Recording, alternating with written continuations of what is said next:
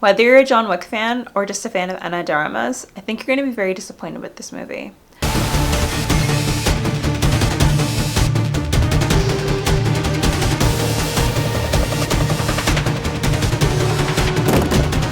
Hi there, welcome back to Watch by Ashley. Today we're taking a closer look at From the World of John Wick, Ballerina.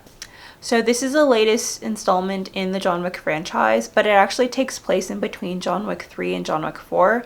So think of it as John Wick 3.5.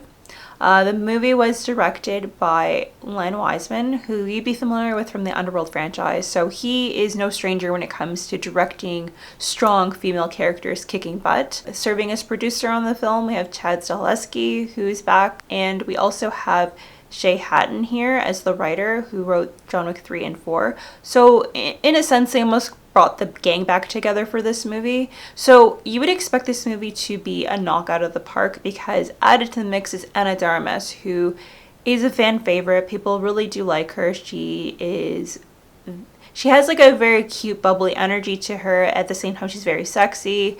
And I really thought that's what they would have leaned into for this role, with her as the ballerina, Eve. I thought she would have been more of like a femme fatale. And that's not really what we got here. I think for whatever reason, they went in the direction of making Ana de Armas the female version of John Wick. And I do think that was a big mistake with this movie.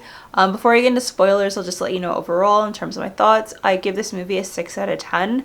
Had a lot of potential, but a lot of it was squandered and wasted. But let's get into it in a bit more detail. So like I said, this movie missed an opportunity here. I do think that this could have filled the void for Marvel fans that wanted a real, true Black Widow story, especially since they have like the Belarusian vibes. Like it could have been Eve growing up in the Ruska Roma and, you know, having a very hard childhood. She's growing up as an orphan and she learns the art of seduction, and when it comes to her hit list, she's killing and seducing like one target at a time to find out what happened to her parents.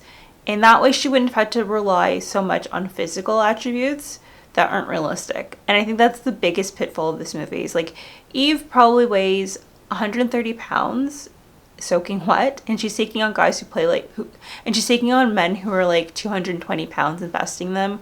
Or a lot of her triumphs are seen off screen. Like there's this one scene in particular where the shot opens up with us doing like a pan of all the carnage and destruction that Eve left, but we don't actually get to see it. I thought that was disappointing, and also adds to the fact that it doesn't feel realistic at all.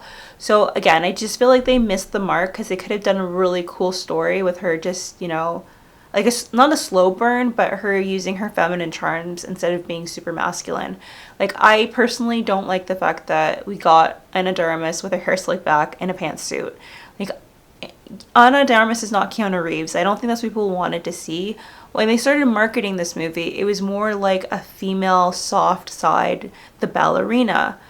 Here it's just the ballerina in name only. Like she walks around like a snow globe that has a ballerina in it. And that's basically the tie here. It's not even her that she's a great ballerina, because she actually wasn't a good ballerina. So again, just very strange decisions. I feel like they like changed their mind midway through making this movie. Even with the plot, it doesn't make a lot of sense.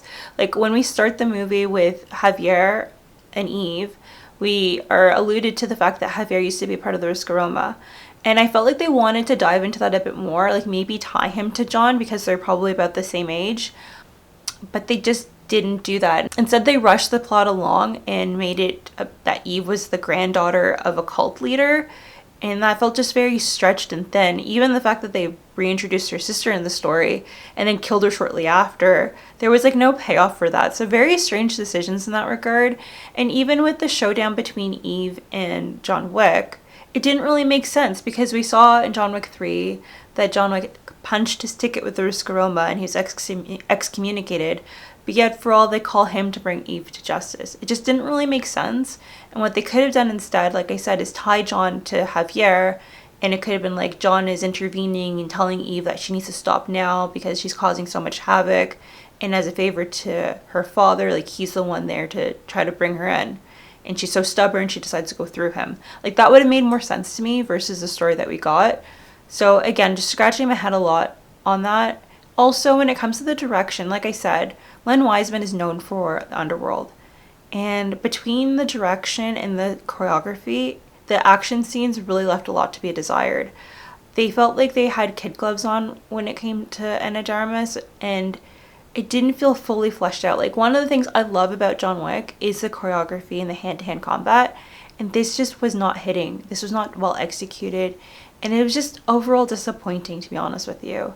Yes, they try to give you things to satisfy you as a fan, like fan service. They give you Lance Riddick and Ian McShane, and we're supposed to be super excited to have them here. And they're like, yeah, you want a club scene, you want some techno music, you want to see axes being thrown, check these boxes. But it just didn't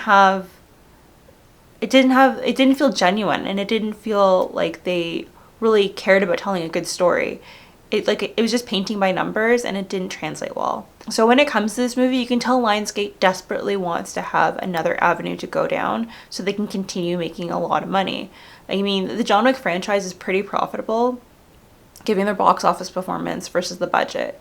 This movie did not do that at all. Like I said, $90 million budget, only $130 million at the box office.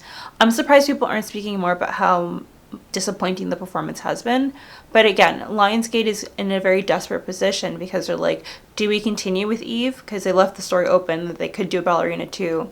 Maybe if the movie's successful on streaming, they might force it out to see if they could try it again.